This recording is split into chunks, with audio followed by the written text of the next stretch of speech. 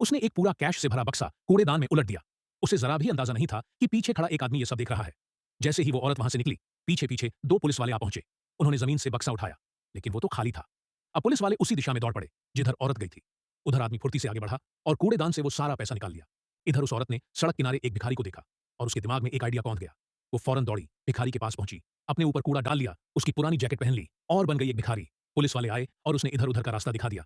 जैसे ही वो चले गए, औरत दौड़कर कूड़ेदान के पास पहुंची, मगर पैसा गायब था। उसी वक्त उसने उस आदमी को देखा जिसके हाथ में वही बक्सा था।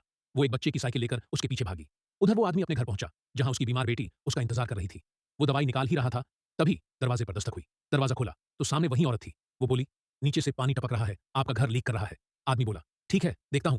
वो जैसे ही मुड़ा, औरत घर में घुस गई और बक्से की तलाश करने लगी। तभी आदमी लौटा, देखा कि औरत उसके घर में कुछ ढूंढ रही है। पूछा, क्या कर रही हो? औरत अब और छिपाव में नहीं रही, कहा, पैसे लौटा दो। आदमी बोला, कौन से पैसे? मुझे नहीं पता।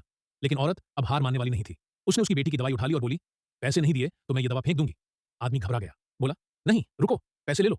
उसने बक्सा लौटा दिया, लेकिन जब औरत ने बक्सा खोला, वो फिर से खाली था। अब वो बौखला गई, दवाई उठाई, फेंकने ही वाली थी कि तभी दरवाजा खुला और पुलिस अंदर घुस आई। उन्होंने औरत को पकड़ लिया। वो चिल्लाई, पैसे तो इस आदमी ने चुराए हैं। मगर अब सच्चाई सामने आई। असल में उस आदमी ने ही पुलिस को सारा हाल बताया था। वो खुद इस पूरी योजना में शामिल था ताकि औरत पकड़ी जा सके। पुलिस जाते हुए पैसे से भरा बैग नीचे गिराकर चले गए। आदमी चौंका, अरे ये क्या, पैसा गिर गया? मगर पुलिस ने मुड़कर कहा, पता नहीं तुम किसकी बात कर रहे हो। जो पैसे उस औरत ने चुराए थे वो तो अब नाले में बह चुके हैं। शायद ये अब तुम्हारे काम आ जाए।